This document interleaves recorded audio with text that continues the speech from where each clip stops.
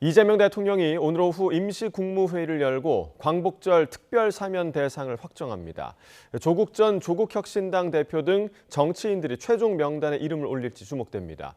이런 가운데 이 대통령은 이재명 정부 출범 이후 첫 국빈 방한 외국 정상인 또럼 베트남 공산당 서기장과 오전에 회담을 진행했습니다.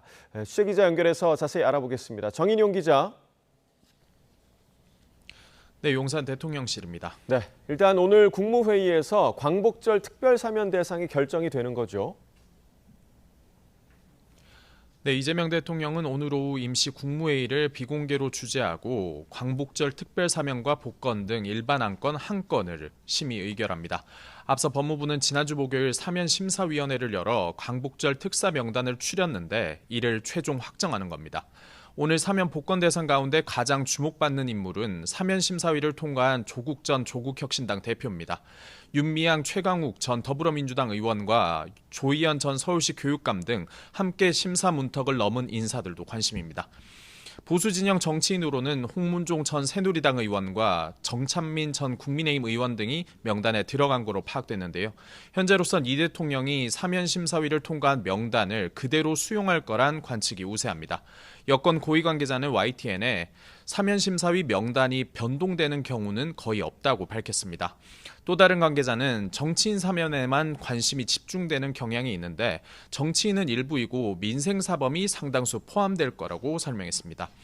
이 대통령이 임시 국무회의를 열어 사면 대상을 신속히 결정하는 걸 두고도 다양한 해석이 나오고 있는데요. 표면적으로는 내일 국무회의 심의 안건이 많고 산업재해 관련 대응 방안 보고도 예정돼 있어서 별도 국무회의가 불가피했다는 게 대통령 설명입니다.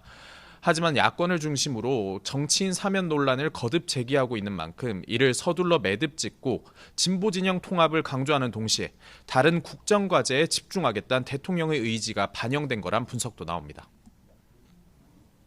네, 이 대통령이 오늘 오전에는 국빈 방한 중인 베트남 당 서기장과 정상회담을 열었죠. 네, 이 대통령은 오늘 오전 공식 환영식을 통해 나흘간 방한한 또럼 베트남 공산당 서기장 내외를 맞이했습니다. 두 정상은 핵심 참모만 배석하는 소인수 회담을 가진 뒤 확대 회담을 진행했고 잠시 뒤인 낮 12시쯤 회담 결과를 공동으로 언론에 발표합니다. 이 대통령이 외국 정상을 국빈 자격으로 우리나라에 초청한 건 이번이 처음이고 베트남 서기장의 방한은 지난 2014년 이후 11년 만인데요. 대통령실은 이번 만남의 핵심 성과로 양국 정상 간 유대와 신뢰 구축을 꼽았습니다. 특히 오는 2030년까지 양국 교역 규모 1,500억 달러 달성을 위한 노력을 지속하기로 공감대를 이뤘다고 강조했습니다. 또 과학기술과 재생에너지, 교육 등 10건의 양해각서도 체결할 전망입니다.